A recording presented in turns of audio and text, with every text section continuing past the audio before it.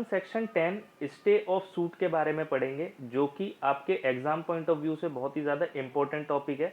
तो आइए शुरू करते हैं बिना किसी देरी के।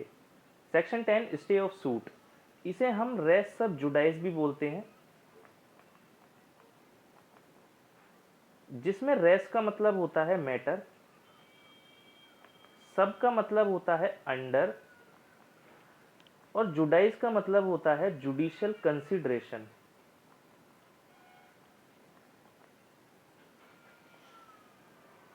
इसका मतलब ये हुआ कि अगर कोई सूट पेंडिंग है किसी कोर्ट में, तो आप दोबारा से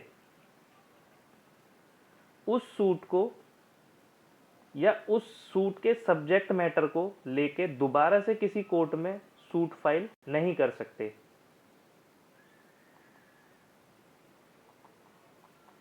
सेक्शन 10 आपको दोबारा से सूट को फाइल करने से रोकता है। इसे एक एग्जाम्पल की मदद से समझते हैं। मान लीजिए ए ने सूट फाइल किया बी के ऊपर, प्रॉपर्टी से रिलेटेड पोजेशन का केस था। ये सूट इसने फाइल किया 25 अगस्त 2023 में, और दिल्ली के 30 हजारी कोर्ट में फाइल किया। अब हियरिंग के दौरान या हियरिंग के बीच में ए को लगता है कि ये जो सूट है, ये जो मैंने फाइल किया है, ये बी के फेवर में डिसाइड हो सकता है।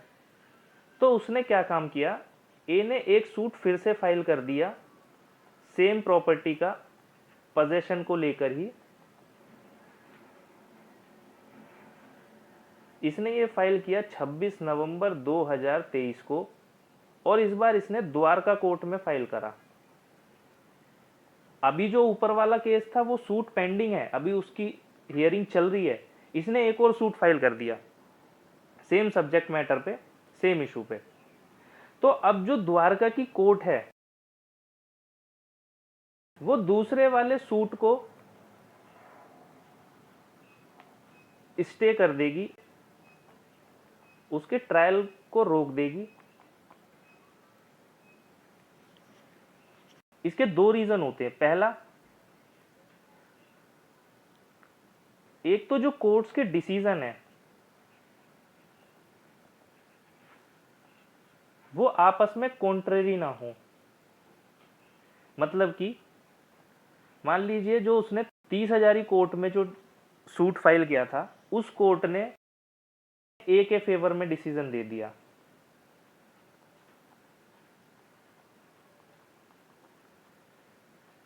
अब जो दूसरा कोर्ट था द्वारका वाला, उसने डिसीजन दिया बी के फेवर में। तो यहां पे हमें देखने को मिल रहा है कि कॉन्ट्रेरी हो गई डिसीजन। 30 हजारी ने ए के फेवर में दिया बी, और द्वारका ने बी के फेवर में। तो अभी इशू तो वहीं का वहीं रह गया। इसी चीज को रोकने के लिए सेक्शन 10 अप्लाई किया जाता है। दूसरा होता है इसमें लिटिगेशन का एंड करने के लिए। जैसे कि मैंने आपको भी ऊपर बताया कि अगर 30 हजारी कोर्ट ने ए के फेवर में दे दिया और द्वारका कोर्ट ने बी के फेवर में दे दिया, तो इशू तो वहीं का वहीं रहा। इससे क्या हुआ कि जो केस है वो पेंडेंसी में चला गया, और इसी तरीके से अगर केस डिसाइड ही नहीं होगा, फाइनली डिस्पोज ऑफ ही नहीं होगा, तो केस की जो पेंडेंसी है वो बढ़ती चली जाएगी और लिटिगेशन का कभी एंड नहीं होगा। इसी वजह से कोर्ट सेक्शन 10 अप्लाई करती है। सेक्शन 10 अप्लाई करने के लिए कुछ कंडीशंस हैं,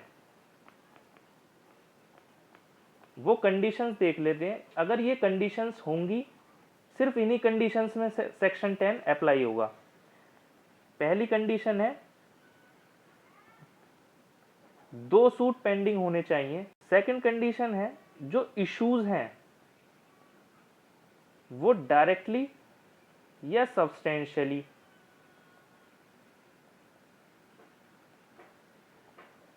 एक दूसरे से जुड़े होने चाहिए।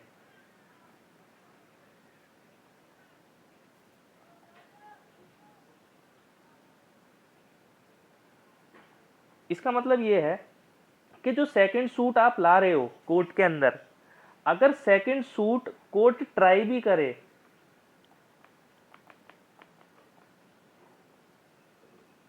तो उसका सेम रिलीफ होगा।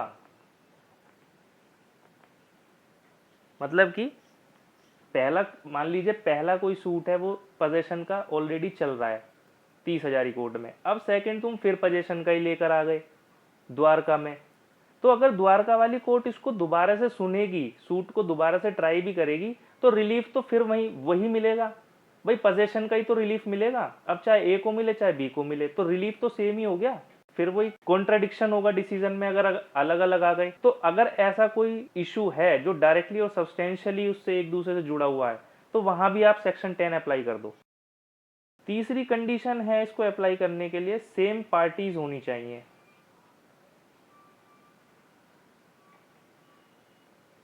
और लास्ट कंडीशन है सेम टाइटल होना चाहिए। टाइटल का मतलब ये होता है कि मान लो किसी कंपनी के सेक्रेटरी ने फाइल किया सूट,